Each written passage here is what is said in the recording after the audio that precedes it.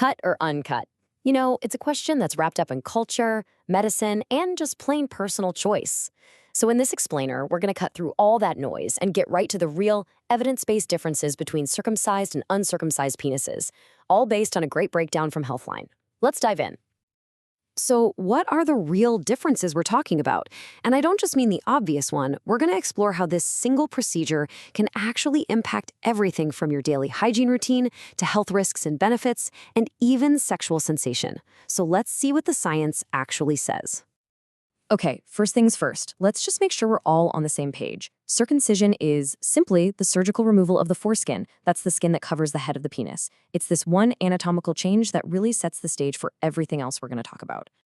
And, in the United States, this is an incredibly common procedure.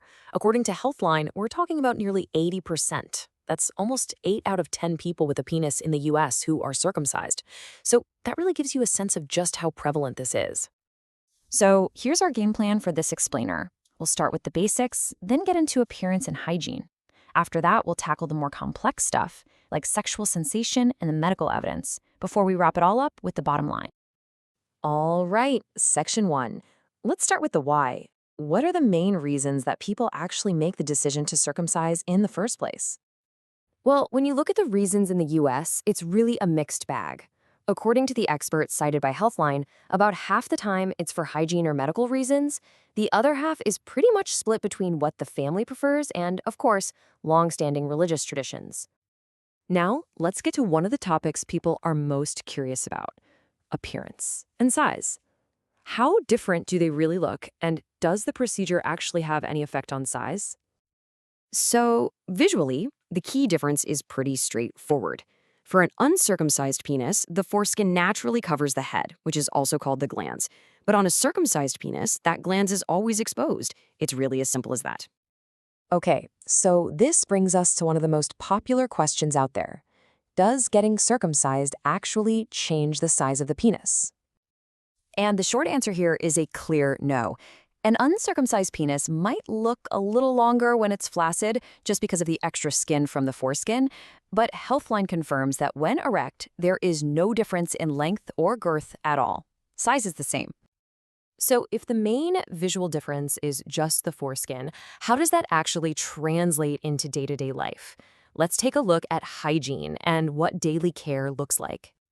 When it comes to hygiene, there is a key difference. With an uncircumcised penis, it's really important to clean underneath the foreskin to prevent something called smegma from building up. It's just a natural mix of oils and skin sols, but it can cause irritation. A circumcised penis doesn't have that particular issue, though the exposed glands can sometimes be a bit more prone to dryness. All right, let's shift gears now to one of the most hotly debated parts of this whole topic: the impact on sex, sensation, and pleasure. And this is where the science, well, it gets a lot less clear-cut. And this is really the million-dollar question in the whole sensation debate, isn't it? Does removing the foreskin actually reduce sensitivity? Well, it turns out the scientific community is pretty divided on this one. And here's where it gets really interesting. On one hand, you have studies suggesting the foreskin itself is a uniquely sensitive area.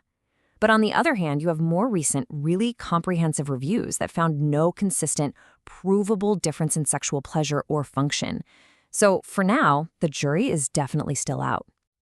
Okay, so moving beyond the whole debate over sensation, we get a much clearer picture when we look at the broader medical evidence. So let's take a balanced look at the documented health risks and benefits. Healthline lays out several potential health upsides. Research shows that circumcision is linked to a lower risk of things like urinary tract infections and certain STIs, like HIV and HPV. It also seems to reduce the risk of a condition called phimosis. That's where the foreskin is too tight. And, importantly, the very rare penile cancer. But of course, as with any surgery, there are risks involved. These can include immediate things like pain and bleeding, or some less common complications like meatal stenosis, which is a narrowing of the opening of the urethra.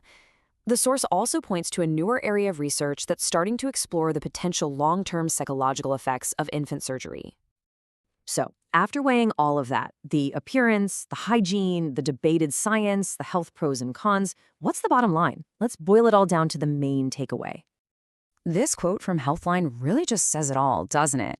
It says that even though there are pros and cons on the books, they aren't significant enough for major medical organizations to make a blanket recommendation for or against it.